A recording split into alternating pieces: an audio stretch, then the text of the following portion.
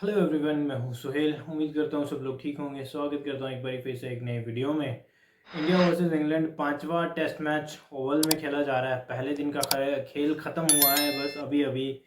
थोड़ा लेट हुआ है यार, आज 1 घंटा एक्स्ट्रा खेल चला है, 1.5 घंटा एक्स्ट्रा खेल चला है। क्योंकि आज बारिश का काफ़ी अमल दखल रहा। एक सेशन आप कह सकते हैं ख़राब हुआ है बारिश के कारण।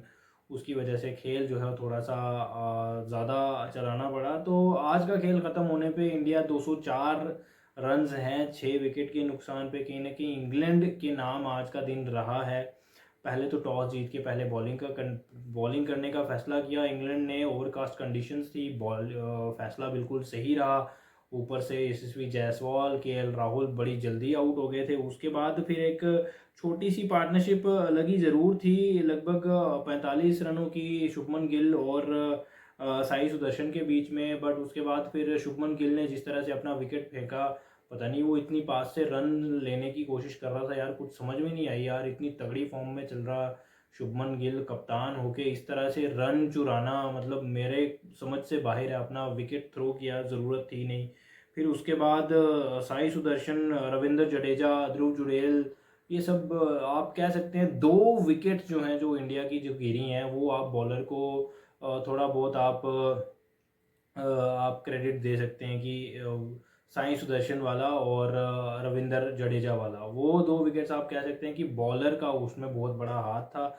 बाकी जो 4 आउट हुए हैं ना, वो एक तरह से विकेट थ्रो किए हैं। ऊपर से यशस्वी जायसवाल का भी आप थोड़ा सा मार्जिन आप दे सकते हैं बॉलर को, क्योंकि जिस तरह से वो एंगल क्रिएट करके गस एटकिंसन ने बॉल को अंदर लाया। यशस्वी जायसवाल वो सोच नहीं रहे थे कि इतना बॉल अंदर आएगा। वो लगभग चौथे स्टंप पे बॉल पड़ के तो मिडिल स्टंप पे जाके लगा है। वो भी आप कह सकते हैं। बाकी 3 विकेट जो केएल राहुल का है, शुभमन गिल का है और ध्रुव जुड़ेल का है, ये विकेट थ्रो हुए हैं यार। कहीं ना कहीं गलती थी बैट्समैन की। यहाँ पे ये विकेट्स नहीं गिरने चाहिए थे। सबसे पहले तो मैं बात करूं, जो शुभमन गिल का है, जो रन आउट है, वो हल्का सा टैप करके बॉलर के हाथ में मार के वहाँ पे पॉइंट भी खड़ा है, पॉइंट भी बिल्कुल बॉल के ऊपर आ गया है। बॉलर के हाथ में बॉल है, आप कहाँ जा रहे हैं, कहाँ रन ले रहे हैं यार। इतना गैर जिम्मेदाराना आप हरकत कैसे कर सकते हैं, मतलब एक कप्तान होते हुए। ये कहीं ना कहीं ये बिल्कुल ठीक नहीं था। मानते हैं आपने पूरी सीरीज में आपने बहुत रन किए हैं, 737 रन कर चुके हैं, इससे पहले ऐसा किसी ने किया नहीं है आज तक। बट स्टिल लास्ट मैच जो है वो डिसाइडर मैच है, आपकी सीरीज डिसाइड होनी है। तो आप अपना विकेट इस तरह से नहीं फेंक सकते यार। ये ऐसा नहीं होना चाहिए था मेरे ख्याल में शुभमन गिल की तरफ से। केएल राहुल की ये गलती है कि अपनी बॉडी के क्लोज इतना पास और कट लगाने की कोशिश करते हैं। कोशिश करी तो उसमें ये, जब अपनी बॉडी के पास कट लगाने की कोशिश करता है ना कोई भी बैटर, तो ये प्लेड ऑन होने के चांसेस जो है वो बहुत बढ़ जाते हैं। ये एक टेक्निकल चीज़ है यार। हम जो क्रिकेट के साथ जुड़े हुए लोग हैं, क्रिकेट पे बात करते हैं, क्रिकेट को देखते हैं, समझते हैं, सुनते हैं, ये लोग वो जान सकते हैं। बट मैं उतना ज़्यादा भी टेक्निकल नहीं हूँ, ठीक है। मैं कोई क्रिकेटर नहीं हूँ, मैंने क्रिकेट ठीक है उस लेवल पे नहीं खेली हुई ज़रूर है। बट मैं कोई इंटरनेशनल क्रिकेटर नहीं हूँ। बट स्टिल जो चीज़ें देख के पता चलती हैं, जो टेक्निक्स होती हैं, टेक्निकल चीज़ें होती हैं, वो कहीं ना कहीं समझ आती हैं। तो ये एक टेक्निकल गलती थी केएल राहुल की तरफ से। इतना पास आता हुआ बॉल आप इस तरह से कट शॉट नहीं मार सकते। अगर आप कट मारेंगे तो आपके मतलब आप 70% चांसेस आपके बढ़ जाते हैं कि आप बॉल को अपनी विकेटों पे खींच लेंगे। हमने वीरेंद्र सहवाग को हमने कितनी बार ऐसे आउट होते देखा है। तो ये चीज़ होती है, इतना क्लोज आप बॉडी के आप कट शॉट नहीं खेल सकते। तो उसके बाद आ जाते हैं अपना ध्रुव जुड़ेल पे। ध्रुव जुड़ेल जिस टाइम पे आउट हुए हैं उस टाइम पे विकेट बनता नहीं था यार। देखो हमारे टीम में ऋषभ पंत नहीं खेल रहे हैं, उनकी जगह पे ध्रुव जुड़ेल को लाया गया है। लेकिन ध्रुव जुड़ेल का जो प्लेइंग नेचर है ना, वो ऋषभ पंत के बिल्कुल अगेंस्ट है। ऋषभ पंत का प्लेइंग नेचर जो है वो एक एग्रेसिव तरह से वो खेलते हैं। ध्रुव जुड़ेल थोड़ा टाइम लेते हैं, बट वो ऋषभ पंत बनने की कोशिश में, रन बनाने के चक्कर में अपना विकेट थ्रो किया, अपर कट लगाते हुए स्लिप पे कैच दिया, वो वहाँ पे विकेट नहीं बनता था। आपको चांस मिला है, आपकी बातें हो रही थी कि ध्रुव जुड़ेल को चांस मिलना चाहिए। तीसरे टेस्ट मैच से ही बातें होना शुरू हो गई थी, जब ऋषभ पंत को चोट लगी थी। पहले उंगली की चोट लगी थी, फिर बातें हैं कि चौथे टेस्ट मैच में शायद नहीं खेल पाएंगे। बट फिर भी वो खेले, वहाँ पे भी जगह नहीं मिली। अब जगह मिली है तो आपको एक-एक मौका जो आपको मिलता है ना, वो बड़ा कीमती होता है, तो आपको मौका बनाना पड़ता है, वो लेना पड़ता है मौका। तो हाथ में आया हुआ मौका इतनी आसानी से जाने दिया। तो अभी बैटिंग कर रहे हैं करुण नायर और वॉशिंगटन सुंदर। अ, वॉशिंगटन सुंदर भी अच्छी बैटिंग कर रहे हैं यार, इस टाइम पे पूरा साथ निभा रहे हैं करुण नायर का। करुण नायर ने फाइनली अपना पहला 50 किया है इस सीरीज़ का। 52 पे खेल रहे हैं यार, और यहाँ पे मैं चाहूँगा यार करुण नायर जो है ज़्यादा से ज़्यादा कल आके स्ट्राइक पे रहें और अपने इस 50 को एक बड़ी इनिंग में तब्दील करें, यानी 100 में तब्दील करें, और इंडिया को भी एक कहीं न कहीं एक रिस्पेक्टेबल टोटल के पास लेके जाएँ, लगभग 270-80 के आसपास। इतना स्कोर तो करना पड़ेगा अगर आपको बॉलर्स को कुछ देना है तो। बाकी मैं बात करूँ अगर साई सुदर्शन की, तो साई सुदर्शन ने बड़ी अच्छी बैटिंग करी है यार। बहुत अच्छी बैटिंग कर रहे थे वो, बट वो जो बॉल था ना जॉश टंग का, तो वो बहुत अच्छा बॉल था यार। वो बॉलर को पूरा क्रेडिट देना बनता है।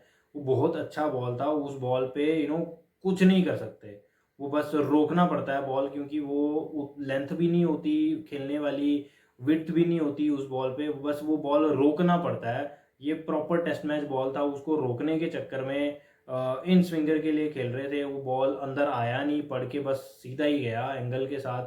तो वो उस चक्कर में पीछे आउट हुए, और रविंद्र जडेजा भी जो है वो बिल्कुल सेम तरह से आउट हुए। बॉल बहुत अच्छा था। जॉश टंग की अगर मैं बात करूं, उसी को ये दोनों विकेट्स मिले हैं। जॉश टंग पूरे मैच में आज जितनी भी उसने बॉलिंग करी है ना, जॉश टंग ने आज कितने 13 ओवर्स किए हैं। उसने 13 ओवर्स में टोटल उसकी 2 ही बॉल्स अच्छी जगह पे गिरी हैं, और दोनों पे उसको विकेट मिला है। तो ये कहीं ना कहीं जो है वो आपका दिन अगर खराब हो बॉल के साथ, बट स्टिल अगर आप एक अच्छी जगह पे बॉल गिराते हैं तो आपको विकेट्स मिल सकते हैं, ऐसा कोई मसला नहीं होता। उसको पूरे मैच में उसके 2 ही बॉल अच्छे पड़े हैं, और दोनों ही पे उसको विकेट मिले हैं। बाकी क्रिस वोक्स का यार लग रहा है कि वो थोड़ा उनका कंधे को चोट लगी है, वो डिसलोकेट हुआ है उनका शोल्डर। मुझे लगता है इस मैच में आगे हमें खेलते हुए नहीं दिखेंगे। इंग्लैंड को 9-10 बैटर्स के साथ उतरना पड़ेगा, यारमा उनका नहीं आ पाएगा बैटिंग करने के लिए, यानी उनके 9 आउट होंगे तो वो ऑल आउट हो जाएंगे। बैटिंग करने के लिए क्रिस वोक्स नहीं आ पाएंगे, जिस हिसाब के आसार लग रहे हैं, जिस हिसाब से उनको चोट लगी थी, कंधे को पकड़ के जा रहे थे, तो ये सब सीन है। बेन स्टोक ऑलरेडी नहीं खेल रहे हैं चोट के कारण, हैमस्ट्रिंग भी था उनको, फिर कंधे का भी उनका मसला था पिछले टेस्ट मैच का। तो बेन स्टोक ऑलरेडी नहीं खेल रहे हैं, जोफ्रा आर्चर भी नहीं खेल रहे हैं। एक आपका जो थोड़ा सा एक एक्सपीरियंस बॉलर था, वो भी, उसको भी चोट लग गई है। तो पहली इनिंग में तो ये मसला बन गया है उनके लिए। आप कह सकते हैं कि चलो ठीक है, 6 विकेट्स भी गिर गए हैं, लेकिन दूसरी इनिंग्स में आपको कहीं ना कहीं दिक्कत हो सकती है क्रिस वोक्स के बिना। तो ये सब प्रॉब्लम है। कहीं ना कहीं इंग्लैंड अपने आप में खुश होंगे यार, उन्होंने 6 आउट कर दिए हैं इंडिया के 204 पे। और कहीं ना कहीं इंडिया भी जो है वो सोच रही होगी कि अगर यहाँ से 70-80 रन और किए जा सकते हैं, तो एक फाइटिंग करने वाला टोटल जो है, फाइट करने के लिए एक टोटल, एक रिस्पेक्टेबल टोटल बोर्ड पे लगाया जाए, और लग सकता है, ऐसी कोई बात नहीं है। करुण नायर और वॉशिंगटन सुंदर अभी खेल रहे हैं, ये लास्ट आप रिकग्नाइज प्लेयर आप कह सकते हैं, क्योंकि पिछले मैच में वॉशिंगटन सुंदर ने 100 भी किया है। तो यहाँ पे रुकना पड़ेगा करुण नायर के साथ, और करुण नायर की यहाँ पे जिम्मेवारी बनती है कि वो थोड़ा सा टाइम लें यहाँ पे, कम से कम पूरा सेशन कल का खेलें। अगर पूरा सेशन कल का खेलती है टीम इंडिया, तो 70-80 रन यहाँ पे और जुड़ सकते हैं। तो वो जोड़ने पड़ेंगे अगर आपको कहीं ना कहीं इस मैच को थोड़ी जान डालनी है, तो उतने रन्स आपको जोड़ने पड़ेंगे। तो बाकी फ़िलहाल अभी तक तो यही हिसाब किताब है। अब इंग्लैंड की तरफ से बॉलिंग भी कोई उतनी खास हुई नहीं है। जिस तरह की कंडीशंस थी, फेवरेबल कंडीशंस थी, ओवरकास्ट कंडीशंस थी, अच्छे टप्पे के पे अगर बॉल किया जाता, थोड़ी तेज़ी के साथ किया जाता, उतनी ज़्यादा तेज़ी के साथ कर भी नहीं रहे थे इंग्लैंड के बॉलर्स। जॉश टंग की वही जो 2 बॉल्स थी वो अच्छी थी, और गस एटकिंसन की, जिस पे उसने आउट किया अपना साई सुदर्शन को और रविंद्र जडेजा को, बस वो 2 बॉल्स अच्छी थी। और शुभमन गिल का एक रनआउट अपना हुआ था, अपना ये किया था, वो भी आप कह सकते हैं कि विकेट फेंका ही था। और ध्रुव जुड़ेल को आउट किया था गस एटकिंसन ने। वो भी कोई उतना खास बॉल तो नहीं था, विकेट वाला बॉल तो नहीं था, उसको आराम से छोड़ा जा सकता था, बट विकेट दिया उस पर ध्रुव जुड़ेल ने, जो कि अच्छी बात नहीं थी।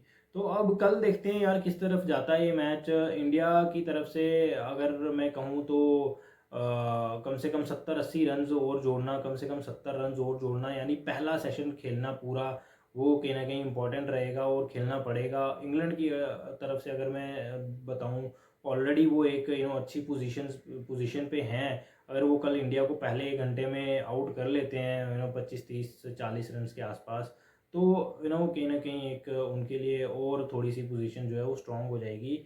दूसरी तरफ इंडिया चाहेगी कि भाई यहाँ से कम 80 रन और जोड़े जाएं कुछ ना कुछ करके, ताकि थोड़ी सी जान बची रहे इस मैच में। बाकी देखते हैं यार, इंडिया का बॉलिंग अटैक भी जो है वो आप कह सकते हैं कि उतना ज़्यादा एक्सपीरियंस तो नहीं है, जसप्रीत बुमराह नहीं है। जो एक्सपीरियंस बॉलर हमारे पास हैं वो मोहम्मद सिराज रहेंगे, और अपना हमारे पास बॉलर जो हैं आकाशदीप हैं, प्रसिद्ध कृष्णा की वापसी हुई है, तो ये 3 बॉलर्स हैं हमारे पास। स्पिन में अगर मैं देखूं तो रविंद्र जडेजा और वाशिंगटन सुंदर हैं। बाकी स्पिनर्स के लिए तो पूरी सीरीज़ में कुछ उतना खास रहा नहीं है अभी तक तो। और बाकी देखते हैं कल क्या होता है यार, कैसे चलता है आगे का मैच। फिलहाल आज के इस वीडियो में इतना ही, मिलते हैं एक नई वीडियो में, तब तक के लिए टेक केयर एंड